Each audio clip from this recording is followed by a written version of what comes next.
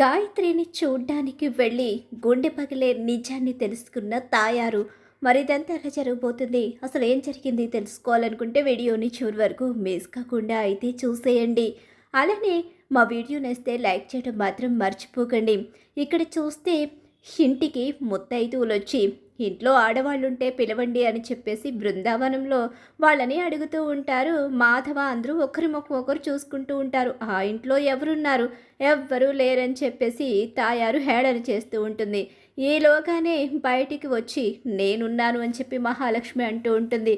ఏంటి ఇది మళ్ళీ వచ్చేసిందా, ఇదెలా వచ్చింది ఇక్కడికి, అసలు రాదనుకున్నానే అని చెప్పేసి షాక్ అయిపోతుంది. హలో ఏంటి షాక్ అయి చూస్తున్నావేంటి, అదిగో నా ఇంటి దేవత, మా ఇంటి లక్ష్మీదేవి వచ్చేసింది మా ఇంటికి. ఇక నోరు మూసుకుని ఇక్కడి నుంచి వెళ్ళండి, ఇద్దరు కలిసి వెళతారా లేకపోతే ఇద్దరిని కలిసి బయటికి గెంటేయమంటారా అని చెప్పేసి నారాయణ అంటూ ఉంటాడు. లేదులే వెళతాంలే ఇక్కడి నుంచి అని చెప్పేసి తాయారైతే అక్కడి నుంచి వెళ్ళిపోతుంది. ఇదెలా వచ్చింది, ఇది రాదనుకున్నానే, మళ్ళీ తిరిగి ఎలా వచ్చిందో ఏంటో అని చెప్పేసి తాయారు అనుకుంటూ ఉంటుంది. అలా వెళ్ళిపోతుంది. అమ్మా మహాలక్ష్మి, నువ్వు మా ఇంటికి వచ్చేసావా అని చెప్పేసి మాధవ్ అడుగుతూ ఉంటాడు. వదిన మీరు వచ్చేసారా అని చెప్పేసి ఇక కన్నా అడుగుతాడు. అలాగే చక్రి అలాగే చూస్తూ ఉంటాడు. అలాగే ఇక కేశవ్ కూడా మీరు వచ్చేసారా అని చెప్పి హ్యాపీగా ఫీల్ అవుతాడు. నారాయణ చాలా సంతోషంగా ఉంటాడు. ఇక అందరూ కూడా హ్యాపీగా మహాలక్ష్మి తిరిగి రావడంతో చాలా సంతోషపడతారు. నేను ఎవరి కోసం రాలేదు, ఈ ఇంటి కోసం పెద్ద కోసం వచ్చేసాను అని చెప్పేసి అంటూ ఉంటుంది. నాకు తెలుసండి మీరు నన్ను క్షమించలేదని, అయినా సరే ఈ ఇంటికి వచ్చారు కదా, నాకు సంతోషంగానే ఉంది. మీరు నన్ను క్షమించకపోయినా ఇక్కడ ఉంటున్నారు అంటే క్షమించారనే అర్థం.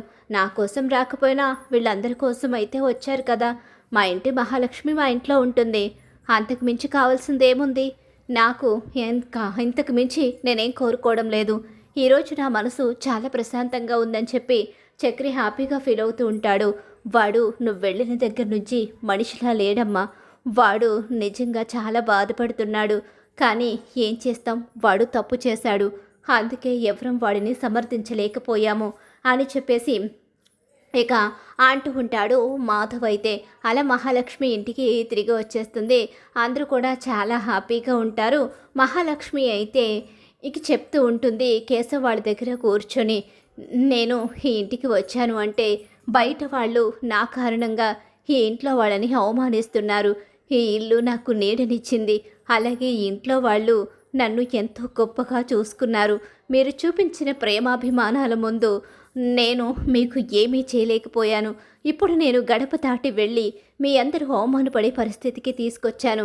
నా కారణంగా ఈ ఇంట్లో ఎవరూ తలదించుకోకూడదు, ఇంకెప్పుడు ఈ ఇల్లు దాటి బయటికి వెళ్ళను అని చెప్పి అంటూ ఉండగానే, వదిన చాలా సంతోషంగా ఉంది వదిన, మా వదిన ఇంకా మాతోనే ఉంటుంది. ఈ రోజు నుంచి నేను చక్కగా చదువుకుంటాను, మా వదిన చెప్పినట్టే వింటాను. అవునండి మీరు చెప్పినట్టే వింటాం, మీకు నచ్చినట్టుగా ఈ ఇంటిని ఉంచుతాం అని చిన్నపిల్లాడిలా ఇక కేశవ చెప్పడం, ఇక చక్రి కూడా అవునవునని తల ఊపడం. మాధవ వాళ్ళందరినీ చూస్తూ వీళ్ళందరూ మహాలక్ష్మి వచ్చేసరికి చిన్నపిల్లలైపోతారు. అలాగే పనులు కూడా చేస్తామని చెప్పేసి ఎవరికి వారుగా వాళ్ళ బాధ్యతలు నిర్వర్తిస్తారు. మహాలక్ష్మి ఇంట్లో ఉంటే నిజంగా మా ఇల్లు ఎంత ఆనందంగా ఉంటుందో, ఎంత అందంగా ఉంటుందో అని చెప్పేసి మాధవ అనుకుంటూ ఉంటాడు. ఇంకా మహాలక్ష్మి ఎక్కడికి వెళ్ళదని అర్థమవుతుంది. ఇక వెళ్ళే పరిస్థితి రాకుండా మేమందరం చూసుకోవాలి అని చెప్పి మాధవ నిర్ణయించుకుంటాడు. ఇక ఇలా జరుగుతూ ఉంటుంది. ఇలా జరుగుతూ ఉండగానే ఒకరోజు వాళ్ళందరూ కూర్చుని ఉండగానే వాళ్ళ మధ్య ఒక సిచ్యువేషన్ వస్తుంది. నేను కట్టిన తాళి ఇంకా మీ మెడలో ఉంచుకున్నారు అంటే నా మీద గౌరవం అభిమానం ఉన్నాయని అర్థమవుతుంది. అది చాలు నా మనసుకి, ఈ తృప్తి సరిపోతుంది ఈ జన్మకి అని చెప్పేసి చక్రి ఏదేదో మాట్లాడుతూ ఉంటాడు. అలా మాట్లాడేసరికి ఇక ఇంకేం చేస్తుంది మహాలక్ష్మి, తన మెడలో ఉన్న తాళిని తీసేసి చక్రి చేతిలో పెట్టేస్తుంది. ఒక్కసారి చక్రి షాక్ అయిపోతాడు. ఎందుకురా అన్నీ ఇలాంటి పనులే చేస్తావు, ఇప్పుడు చూడు ఇప్పుడు ఏడవరా కూర్చొని అని చెప్పేసి అన్నదమ్ములందరూ చక్రిని అసహించుకుంటారు. కానీ చక్రి అయితే మహాలక్ష్మి ముందు బయటపడ్డ కానీ తర్వాత కాస్త ఎమోషనల్ అవుతాడు. ఆ తాళి గురించి చాలా ఫీల్ అవుతాడు చక్రి అయితే. అమ్మ మహా ఏంటమ్మా పెద్ది, మిమ్మల్ని బాధ పెట్టానా? తాళి మెడలోంచి తీసేశానని మీరు బాధపడుతున్నారా? లేదమ్మా, నీ మాటకి, నీ నిర్ణయానికి ఎదురు చెప్పేవాళ్ళు ఎవ్వరూ ఇక్కడ లేరు. అసలు ఎవ్వరం ఎప్పుడూ కూడా నీ మాటకి ఎదురు చెప్పము అని చెప్పేసి, ఇక నీకు నచ్చినట్టుగా ఉండు. నువ్వేం చేసినా మేం కాదనం. నువ్వు మంచి మనసున్న అమ్మాయివి. ఏదైనా ఆలోచించి నిర్ణయం తీసుకుంటావని మాకు తెలుసమ్మా అని చెప్పేసి మాధవ అంటూ ఉంటాడు. ఈలోగానే మాధవకి మళ్ళీ గాయత్రి ఫోన్ చేస్తూ ఉంటుంది. ఏంటి పెద్ది, మళ్ళీ గాయత్రి ఫోన్ చేస్తుందా? ఎక్కువ రాత్రి సమయంలో చేస్తుంది అనేవారు కదా, మరి ఇప్పుడు ఈ టైంలో చేస్తుందేంటి? ఏమోనమ్మా, తను ఆల్రెడీ అత్తవారింటికి వెళ్ళిపోయింది. తన భర్తతో కలిసి సంతోషంగా ఉంటుంది. అలాంటప్పుడు నేను ఫోన్ లిఫ్ట్ చేసి మాట్లాడితే మంచిది కాదని నేను ఎన్నిసార్లు తన ఫోన్ కట్ చేసినా తను మళ్ళీ మళ్ళీ ఫోన్ చేస్తూనే ఉంది. అసలు ఎందుకు చేస్తుందో ఒకసారి లిఫ్ట్ చేసి మాట్లాడితే బాగుంటుంది కదా పెద్ది అని చెప్పేసి అంటూ ఉండగానే, లేదమ్మా, ఇది సంస్కారం కాదు. మనమైనా కాస్త అర్థం చేసుకోవాలి కదా. అవతల తన కాపురానికే నష్టం కలుగుతుంది. నేను మాట్లాడడం వల్ల తన జీవితంలో ఏదైనా ఇబ్బందులు రావచ్చు అని చెప్పేసి ఇక మాధవ మాట్లాడడానికి ఇష్టపడడు. ఎంతగా ఇష్టపడకపోయినా తను మాత్రం అలా ఫోన్లు చేస్తూనే ఉంటుంది. ఎందుకు ఇంతగా ఫోన్ చేస్తుందని చెప్పేసి ఒకసారి ఫోన్ లిఫ్ట్ చేస్తాడు. అలా లిఫ్ట్ చేసేసరికి ఏడుస్తూ ఉంటుంది గాయత్రి. ఏంటే, ఎందుకు ఏడుస్తున్నావే? ఏమైంది? అంతా బాగానే ఉందా? అలా ఏడవకూడదు. నువ్వు అత్తవారింట్లో ఉన్నావు. అయినా ఎందుకే ఇలా పదే పదే ఫోన్ చేస్తావు? నువ్వు ఫోన్ చేయడం గురించి మీ అత్తవారింట్లో ఎవరికైనా తెలిసింది అంటే వాళ్ళు నిన్ను అపార్థం చేసుకుంటారు. ఆ తర్వాత మీ భార్యాభర్తల మధ్య గొడవలు ఏర్పడతాయి. ఆ తర్వాత మీరు విడిపోయే పరిస్థితి కూడా వస్తుంది. అందుకనే నువ్వు ఎన్నిసార్లు ఫోన్ చేసినా సరే నేను లిఫ్ట్ చేయడం లేదు. ఇంకెప్పుడు నువ్వు ఫోన్ చేయకు. మా మీద ఇక నీకు ధ్యాస ఉండకూడదు. నా మీద అస్సలే ఉండకూడదు. కాబట్టి ఇంకెప్పుడు ఫోన్ చేయకని చెప్పేసి మాధవ ఫోన్ పెట్టేస్తాడు తప్ప గాయత్రి చెప్పేది వినిపించుకోడు. ఇది ఎప్పుడు ఇలా చిన్నపిల్లలాగే చేస్తుంది. ఇది ఎప్పుడు పెద్దదవుతుందో ఏంటో అని చెప్పేసి అనుకుంటూ ఉంటాడు. ఇక మాధవ్ అయితే, ఏంటి పెద్ది, గాయత్రితో మాట్లాడినట్టున్నావు? ఏమంటుంది తను? లేదమ్మా, ఏం లేదు. తను ఏడుస్తుంది. ఏదైనా ప్రాబ్లం ఉందేమో పెద్ది, తను ఇబ్బంది పడుతుందేమో, మీతో చెప్పుకోవాలని ఫోన్ చేసిందేమో. లేదమ్మా, అదేమీ ఉండదు. ఆ అబ్బాయి చాలా మంచివాడు. నువ్వు కూడా చూసావు కదా ఆ రోజు ఆ అబ్బాయి ఎంత చక్కగా మన ఇంటికి వచ్చి భోజనం చేసి వెళ్ళాడో. అలాగే ఆ అబ్బాయి వాళ్ళ అమ్మ నాన్న కూడా చాలా మంచివాళ్ళు. ఆ రోజు వాళ్ళు మనల్ని నిశ్చితార్థానికి తీసుకువెళ్ళి మనల్ని ఎంత గౌరవంగా చూశారు. నిజంగా అలాంటి కుటుంబంలోకి వెళ్ళిన గాయత్రి అదృష్టవంతురాలే. కాకపోతే మనం ఎక్కువగా గుర్తుకొచ్చి మన కోసం తను దిగులు పెట్టుకుంటున్నట్టుంది. అలా నేను కనుక ఎక్కువగా తనతో మాట్లాడితే మళ్ళీ దాని ఆలోచనలు మారిపోతాయి. పెళ్ళైన ఆడపిల్లకి ఆలోచన అయినా ఏదైనా సరే అత్తింట్లోనే ఉండాలి. భర్త మీదే ప్రేమ ఉండాలి తప్ప మరొకరి మీద ఆలోచన ఉండకూడదు. మరొకరు తన మనసులో ఎప్పటికీ ఉండకూడదు. అందుకని తనతో నేను మాట్లాడలేదు ఎక్కువగా. ఇంకెప్పుడు మాట్లాడను కూడా అని చెప్పేసి ఇక నేను పనికి వెళ్తున్నానని చెప్పేసి మాధవ బయలుదేరిపోతాడు. కానీ మహాలక్ష్మి, ఏం సంస్కారం పెద్దినేది. నిజంగా నీలాంటి గొప్పవాడిని ఏ ఆడపిల్ల పెళ్లి చేసుకుంటుందో కానీ అదృష్టవంతురాలు అవుతుంది.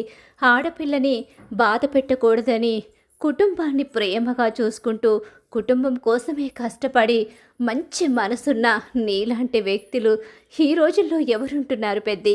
నీలా గొప్ప మనసున్న మనిషి నీడలో నేను ఉండడం నా అదృష్టం అని చెప్పేసి మహాలక్ష్మి తిరిగి వచ్చి మంచి పని చేశాను. లేకపోతే పాపం పెద్ది నా వల్ల ఊర్లో వాళ్ళందరితో ఎన్ని అవమానాలు పడేవారో. ఎన్ని అవమానాలు పడినా నన్ను మాత్రం ఎప్పుడూ ఇబ్బంది పెట్టాలని అనుకోరు. నన్ను తిరిగి రమ్మని పెద్ది అయితే అస్సలు పిలిచేవారే కాదేమో.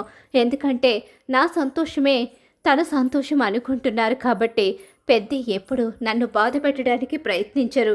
ఇంకెప్పుడూ కూడా ఇలాంటి మనిషిని నేను బాధ పెట్టను. నాకు సాయశక్తులా నేను ప్రయత్నం చేసి నేను ఎప్పటికీ పెద్దిని సంతోషంగా ఉంచేలా చేస్తాను. పెద్దికి కూడా త్వరలో పెళ్ళైతే పెద్దికి మంచి జీవితం వస్తుందని మహాలక్ష్మి మాధవ గురించి ఎక్కువగా ఆలోచిస్తూ ఎలాగైనా సరే పెళ్లి చేయాలి, ఇకనైనా పెద్ది ఒక ఇంటివాడు కావాలని చెప్పేసి అనుకుంటూ ఉంటుంది. ఇలా జరుగుతూ ఉండగానే ఈలోగా పురుషోత్తము తాయారికి ఫోన్ చేస్తాడు. ఫోన్ చేసేసరికి ఏంటండి, ఏంటే, ఏం చేస్తున్నావు? ఏముందండి, ఏం చేయడం లేదు, టిఫిన్ చేస్తున్నాను. బాగా తినవే, తినేసి నువ్వు అక్కడే కూర్చుని ఉండవే. అయ్యో అదేంటండి అలా మాట్లాడుతున్నారేంటి? లేకపోతే ఏంటే, అమ్మాయి అత్తవారింట్లో ఉంది, కనీసం అక్కడికి వెళ్ళి వాళ్ళకి ఏదో ఒకటి ఇచ్చి అమ్మాయిని చూసి రావాలి కదా, దాన్ని మొత్తానికే వదిలేసావా ఏంటి? అయ్యో అలా ఎలా వదిలేస్తాను? అమ్మాయి ఇంటికి వెళితే బాగుంటుందో బాగోదో, ఆడపిల్లని చూసుకోవడానికి తల్లిదండ్రులుగా వెళ్ళాలి కదా. ఒక్కసారైనా అక్కడికి వెళ్ళావా? ఇప్పటి వరకు వెళ్ళలేదు. నువ్వు వెళ్ళకపోతే అది ఎలా ఉందో ఏంటి ఎలా తెలుస్తుంది? పైగా ఇక్కడ ఎన్ని గొడవలయ్యాయో తెలుసు కదా నీకు. ఇప్పుడు అది అక్కడ సంతోషంగా ఉండాలి. అసలే ఇక్కడవన్నీ పొరలో పెట్టుకుని వాళ్ళని ఎంత ఇబ్బంది పెడుతుందో ఏంటో. ఒక్కసారి నువ్వు అక్కడికి వెళ్తే దాని పరిస్థితి ఏంటో అర్థమవుతుంది కదా అని చెప్పేసి అంటూ ఉంటాడు పురుషోత్తం. సరే అండి, ఈరోజే వెళ్ళి నేను గాయత్రిని చూసొస్తాను అని చెప్పేసి అంటూ ఉంటుంది. సరే, ఒకసారి వెళ్ళి చూసిరా అని చెప్పేసి పురుషోత్తం ఫోన్ అయితే పెట్టేస్తాడు. అన్నయ్య, అదే ఆయన నన్ను గాయత్రిని చూసిరమ్మని వెళ్ళమన్నారు. ఒకసారి గాయత్రిని చూసొస్తాను నేను అనుకుంటున్నాను. కానీ అక్కడికి వెళ్ళిన దగ్గర నుంచి అది మళ్ళీ నన్ను అసహ్యంగా చూస్తే నేను బాధపడాలని చెప్పేసి వెళ్ళలేదు. అయ్యో అదేంటమ్మా, అది మన ఒక్కగానొక్క పిల్ల, దాన్ని చూడ్డానికి వెళ్ళకపోతే ఎలాగూ? దానికోసమే కదా ఏం చేసినా. అది అర్థం చేసుకుంటుందిలే, వెళ్ళి చూసిరామ్మా. లేకపోతే బావ నిన్ను నన్ను ఇద్దరిని తిడతాడు. ముందు త్వరగా వెళ్ళి అమ్మాయి ఏం చేస్తుందో చూసి అమ్మాయికి ఏదో ఒకటి ఇచ్చి ఇక నువ్వు త్వరగా వచ్చే అని చెప్పేసి అంటూ ఉంటాడు. సరే అని చెప్పేసి తాయారు బయలుదేరుతుంది. ఇక్కడ చూస్తే ఇక మాధవ అలాగే కేశవ, కన్నా, చక్రి అందరూ కూడా హ్యాపీగా కూర్చొని మాట్లాడుకుంటూ ఉంటారు. ఇక చక్రి కూడా వాళ్ళతో కాస్త హ్యాపీగానే కలిసిపోతాడు. కానీ చక్రి మనసులో మాత్రం ఆ తాళి గురించి బాధ అలానే ఉండిపోతుంది. కానీ ఆ తాళి గురించి బయట ఆడపిల్లల పరిస్థితి తెలుసుకుంటాడు. ఈ మధ్యకాలంలో తాళి ఎవ్వరూ మెడలో ఉంచుకోవడం లేదు, తీసి పక్కన పెట్టేసి వాళ్ళకు అవసరమైనప్పుడు మాత్రమే ఆ తాళిని వేసుకుంటున్నారు. అందుచేత తాళిని తీసేసినంత మాత్రాన బంధం తెగిపోయినట్టు కాదు అని చక్రి తెలుసుకుంటాడు. అలా తెలుసుకున్న చక్రి కాస్త హ్యాపీగానే ఉంటాడు. ఇక మహాలక్ష్మి ఇంటికి రావడంతో అందరూ సంతోషంగానే ఉంటారు. మహాలక్ష్మి కూడా వాళ్ళతో మళ్ళీ మామూలుగానే కలిసిపోతుంది. ఇదే కదా నేను కోరుకున్నది, నా ఇల్లు బృందావనంలా ఉండాలి, నా ఇంట్లో నా కొడుకులు సంతోషంగా ఉండాలి.